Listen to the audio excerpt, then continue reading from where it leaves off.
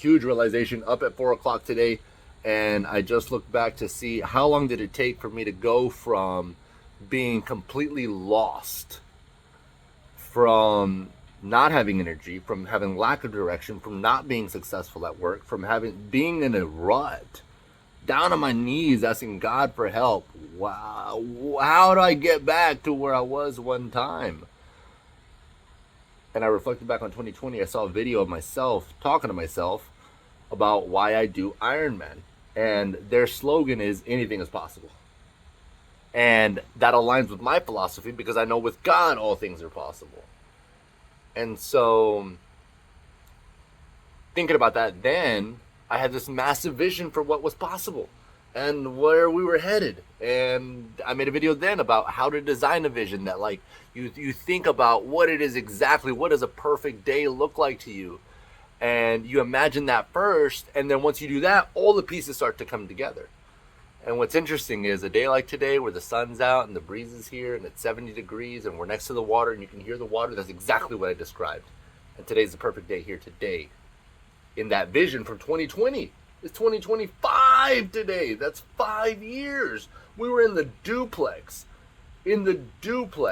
wondering how to even buy a house, how to get out. Like, we were in the duplex when I made that video 5 years ago. And 5 years later, we're here in the perfect environment that I described in that video.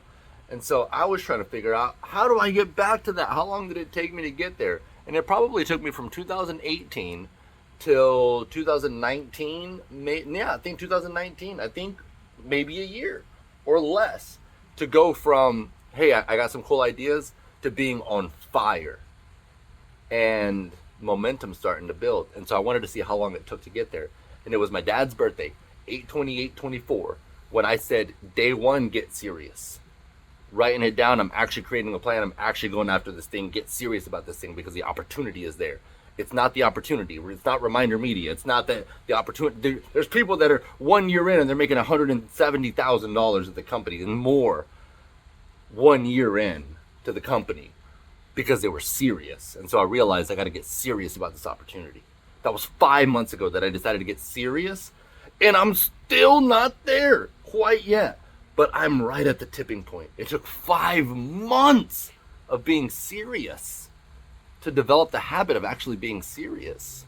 And today I woke up at 4 o'clock and super inspired, super full of vision in life. And most people have given up on their goals for the year, and we're just getting started. We're just heating up. Things are actually just starting to build.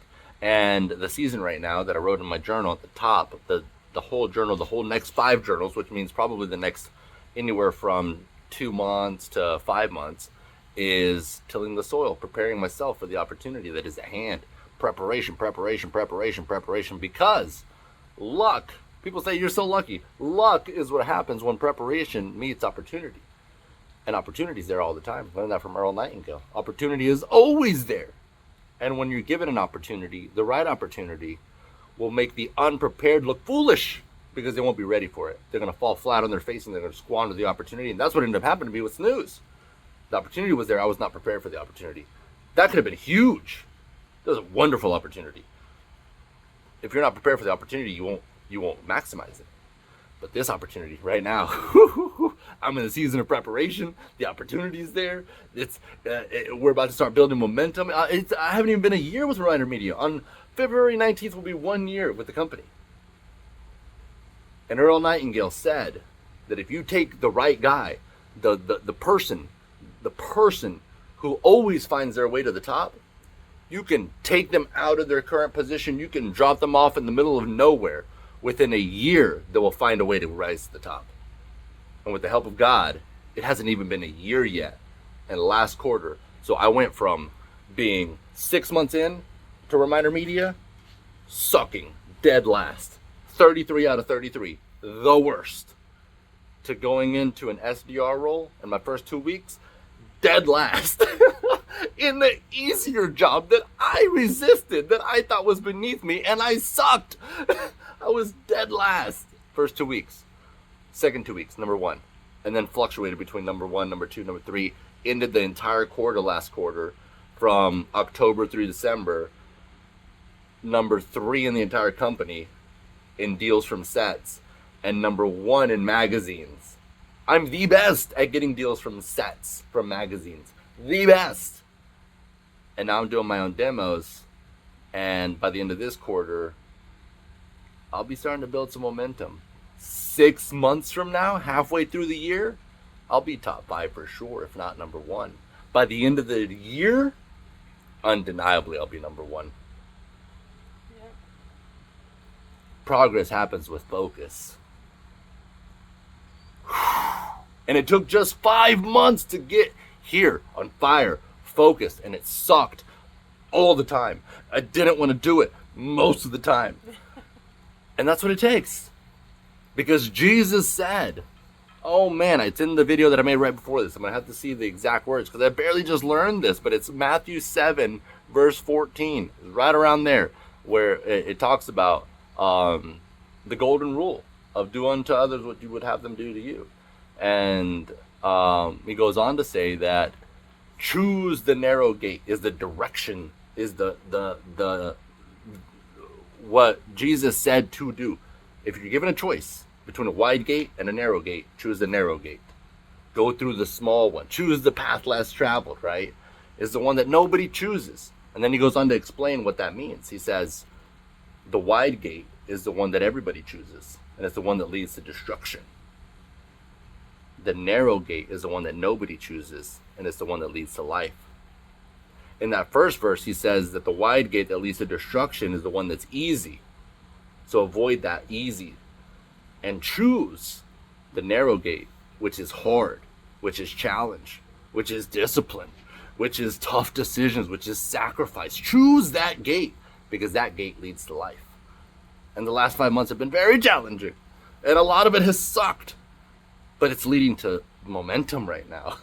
And this feeling, this that we had this morning, to like be able to spend the morning in the gym, like you felt it. The very first thing in the morning was like, I don't want to. Yeah. Everybody feels that. There's a song that's called that says Spirit Lead Me, and it says I'm done chasing feelings. Spirit lead me. Because the feelings will lie to you, and they will convince you to do the easy stuff that leads to destruction. Don't follow feeling, follow the Spirit and follow the Word. And the Word says choose the path which is difficult. Choose the challenging path. That path leads to life. And what ended up happening? 15 minutes later, maybe we'll get some stretching in. 30 minutes later, it's like, I'm not even cold anymore. I'm done with this blanket. We get some shoes on. We get on this treadmill. An hour later, it was like, that was freaking awesome. Where'd this energy come from? It came from God every single day as soon as you open your eyeballs. Don't chase the feeling of going back to bed. Get up and get after it. But first, spend some time with God. My goodness, and I came out here to take a nap. I can't take a nap now. I'm too full of energy. Look at God.